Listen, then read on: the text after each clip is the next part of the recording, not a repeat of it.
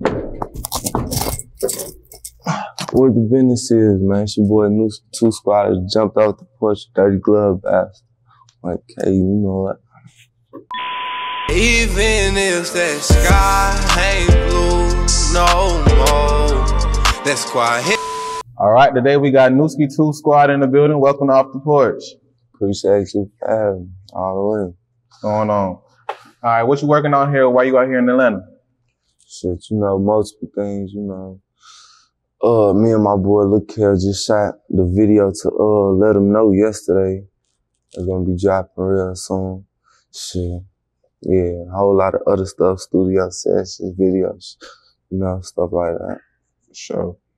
How do you like working here versus working back home in St. Louis? You can't do too much work in St. Louis like that. Like, you know, you got to go out of town to be productive and work and shit like that. So it's way better for real, you know, different environment, different people, you know, shit like that, all that. For sure. How old were you when you considered yourself jumping off the porch? I was probably like 11, 12. When I started, you know, getting into shit like smoke and shit like that. Cause at one point in time, I couldn't even cross the street. That's when I was like, goddamn, 6, 7. Nigga couldn't even cross the street. No cap. But yeah, probably like 11, 12 type. Start getting into, you know, shit you wasn't supposed to be getting into at that age. I know you lost your father, so how traumatic were you to experience that, and what type of experiences did you go through versus losing your father at such a young age?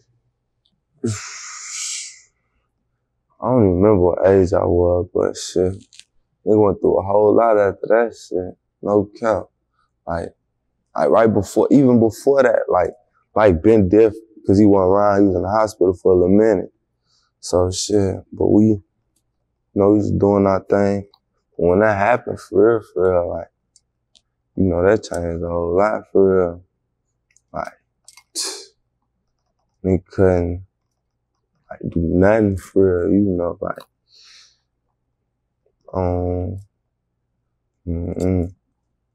it was different.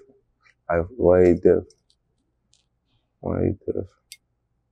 Can you talk about, like, you were homeless after that situation too, right? Right. How traumatic was that for you to experience that at a young age?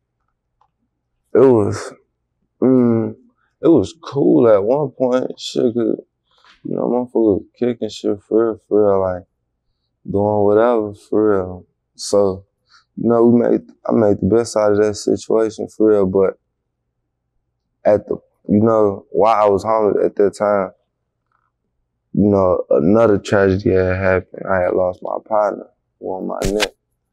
I had lost him. That hit hard for real.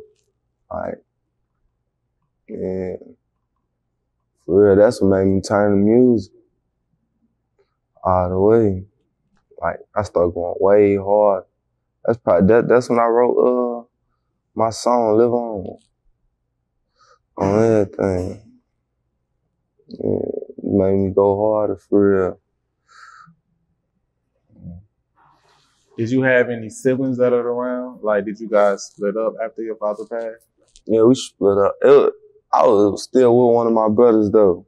We was where we, you know, we was stuck together through all that shit for real like that. Like only, you know, but everybody else, I got hella siblings. Everybody else, we was all split up and shit like that though. And for sure. It was hard not, you know, being around your peoples. Especially when you seeing their ass every day. Think about them not knowing what they doing, how they feeling, you know, what they getting into. You know, that shit was hard. For real.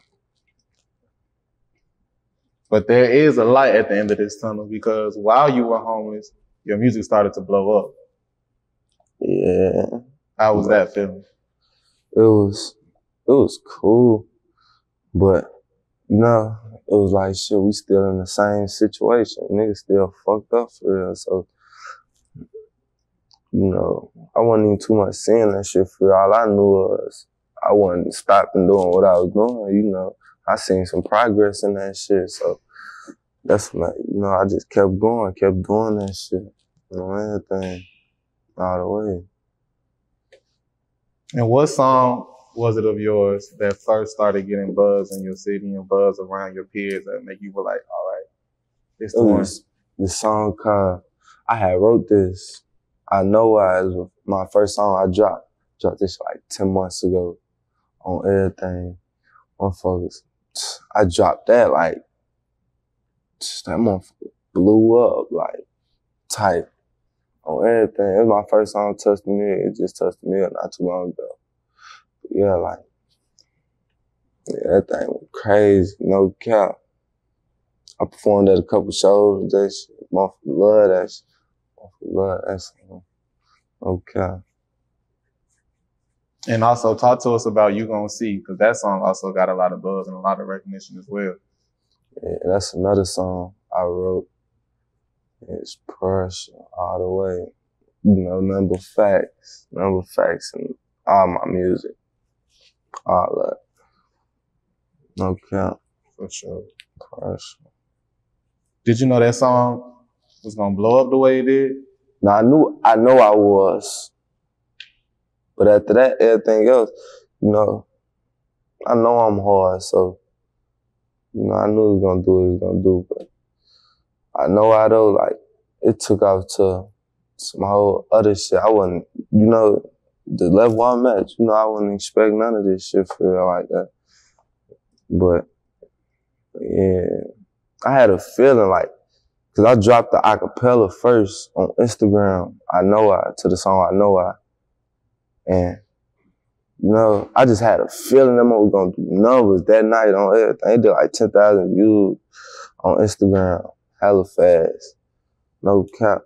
Then I dropped a video, like probably like a month later, type. Everybody waiting on it. As soon as it dropped, just did numbers, crazy, y'all, for real. Mm. How was it watching your music gain all this success while you were going through such hardships and hard times? I mean, you said how hard it was? Yeah, how hard was that for you? I don't know. I ain't too much. You know, I just took it for the best. Like, I smiled through all that shit. Like, it was, you know, a good feeling for real. I had fun with it for sure. I ain't gonna speak on what that means, but you know, I'm still having fun with it for sure. But yeah.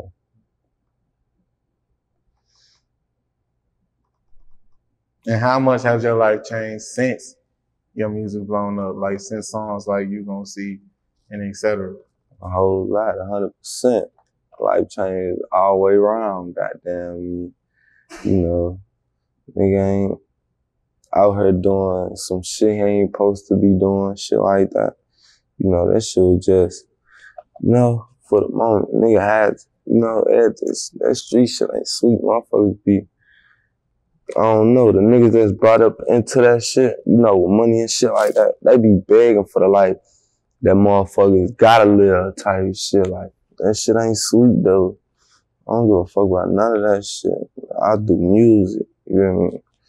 Strictly music, that's my path. That's what I'm, you know, that's what I'm leaning on to. That's what I'm planning on doing for the rest of my life. All the way. For sure. What advice would you give another teenager that's going through some of the things you experienced, like the loss of a parent or being homeless at a young age? Take that and whatever you want to do, however you doing it, you know, make that make you go even harder, you know, don't let that shit put you down, cause, you know, if, you know, you praying, God ain't answering right away, you know, he probably got a test for you or something, you know, and, you know, shit like that, it be the test, you know, it be, you know, it's like, for real, just stay strong through whatever situation and, you know, keep pushing, keep your face up all the way. Don't never let nothing bring you down. Nobody tell you can't do nothing, you know. Just keep doing your thing for sure. Whatever you gotta do, take risks sometimes. You know, all that, for sure. For sure. And what age, how old were you when you were going through all this? I was like, I probably homeless when I was like 13, till I was 14 type shit. Something like that. Yeah, like 13, 14. I wrote my first song when I was like 12. Like, last month we was doing that shit fun. Though. It ain't mean nothing. It was just but then I wrote I Know I was like 14 on me. So that would make you now 15, right? Yeah, I'm 15 now. So how do you feel like, do you think all of the trials and tribulations you went through, because you're really mature for your age, you know what I'm saying? Like, you would think you're a grown man sitting right here. Right. So how is it like, do you feel that molded you into being this solid figure that you are now just to be 15 years old? What? What exactly? What you mean? Like, a lot of 15-year-olds your age, you know what I'm saying? Right. Goofy, playing games. This man is sitting here, you know what I'm saying? You're sitting here almost as if a grown man, you know what I'm saying? You would think you were a whole, probably 2 times your age by, you know, just your trials and tribulations alone. Tight. Yeah, that just come with the lifestyle, you know. Everybody ain't, you know, ain't been through the stuff that, I don't know. I don't want to say it like that though, cause, you know, but like, I ain't had no normal life type. I ain't get to enjoy the shit that I wanted to enjoy, that I want to enjoy for real. Like, I don't even be having no good memories, you know. You know, I be trying to not have bad memories, but like, I don't know. I just, you know, make best out of every situation, shit. I try to work hard and keep my mind focused. I ain't trying to lose myself, you know, shit like that. Cause Lord knows, for sure. But yeah. So, what's your label situation looking like right now? I'm signed with Cinematic. Yeah. Shout out my boy Johnny, Trophy, Fame, my boy Box, you know, it's pop, all that. Yeah, they doing their thing with me all the way, 1K. No cap. Working hard. All the way. Pushing a nigga. And I know you had probably tons of labels probably reaching out. So what was it about Cinematic that made you want to call that place home? It was just, you know, the connection. We connect like hard for real. Yeah, hella labels is hitting the nigga up. Everybody wanted a nigga. But yeah, I focus Cinematic though, long way, strong way. For sure. Talk to us about your new and latest project, The Lost Child. Yeah, that just dropped when it dropped, 24th. Yeah, on all platforms. You know, that motherfucker going crazy right now. I'm feeling good about that shit. No cap. Yeah. I got my boy Luh Kel on there, Quando Rondo, and Yungeen Ace, you hear me? 3 goats, 4 little Nuski. That's it. And how did you choose, and how and why did you choose that title for the project? Cause I ain't even picked the name. My label picked the name out for me, but you know, it just came out like I don't know, it just made sense for real. Plus, for real, all my songs be pain music for real. Like, I don't know why though. Well, I do know why. That's just how I be feeling, but they be like, you need to switch it up, get on some other shit. That's just how I need to be feeling though. I think that's my best music for real. No cap. That's what I like listening to anyway. Me, I be listening to all my shit. Okay. So talk to us more about working with the likes of Quando Rondo, Yungeen Ace, and Luh Kel. Like, what's the vibe like when all four of you guys link up together? It's straight all the way. Them boys, some solid dudes. You know, we got it in. Work. I don't know how to explain how the work was, but yeah, it was, we did some good shit, got some good visuals, good songs, solid videos, shit like that. Visuals to me and Luh Kel shit on the way too. Go check me in, Quando shit out, and me and Yungeen Ace. All my other shit. All the way.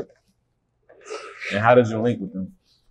How I link with them? My cinematic, my label had put that shit together. They had sent them the songs. They messed with them. They hopped on them. Yeah, like that. We shot the videos. That linked up on me. All the way. For sure. Talk to us about your latest visual, Live On. Yeah. For my brother, EJ Murder on my neck. Shit. Cry writing that shit, like, for real. That was the last time my partner died, EJ. That was the last time I cried, like, so hard. Like, no cap. That's probably the hardest I ever cried in my life. Like, I'm talking about in front of everybody. Got the car, Utiwa, and then at night, a whole lot of other shit. It was just like so much shit happened that day. I put all that shit in the song. Everything that happened, motherfuckers, I put all that shit in my song. Cry writing that shit. Like, every time. I don't even listen to that song. No cap. I don't even like listening to that shit. No cap. Yeah, that shit pressure though. Everybody, hey, I'm going up right now. Everybody love that shit. No cap. What's some of the feedback you've been receiving on the project since it dropped? Feedback good. All my feedback good. Everybody love it. Into it, I got all my songs solid on there. I got all good songs on there, Got a couple good features on there. All my features, it just look good, sound good. Especially for the first mixtape. Pressure, real solid, no cap, all the way through. All 15 songs, solid. Pressure.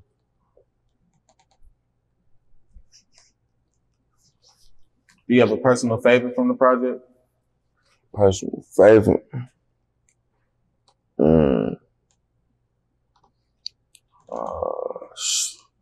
Nah, for real, I don't for real. 'Cause I like all my music, but for real, like, I don't know. The vibe, like, soon as the song come on tight, was one right the hardest to me.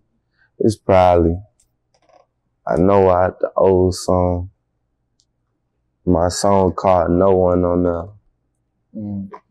Yeah, I messed with them songs long way, strong way. Go listen to them.